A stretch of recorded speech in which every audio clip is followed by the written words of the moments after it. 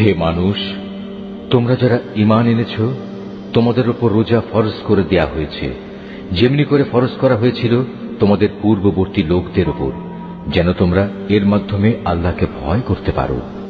রোজা ফরজ করা হয়েছে কয়েকটি নির্দিষ্ট দিনের জন্য।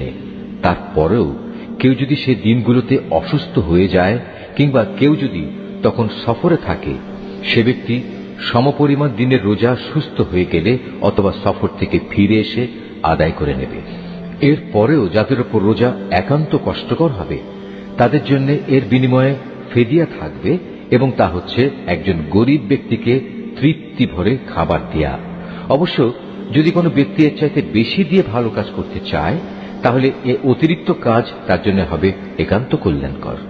তবে এ সময় তোমরা যদি রোজা রাখতে পারো, তাই তোমাদের জন্য ভালো। তোমরা যদি রোজার উপকারিতা সম্পর্কে জানতে যে এতেই কল্যাণ রয়েছে। রোজার মাস এমন একটি মাস যাতে কোরআন নাজিল করা হয়েছে, আর এই কোরআন হচ্ছে মানব জাতির জন্য পথের দিশা, সৎ পথের সুস্পষ্ট নিদর্শন, মানুষদের জন্য হক বাতিলের পার্থক্যকারী। অতএব তোমাদের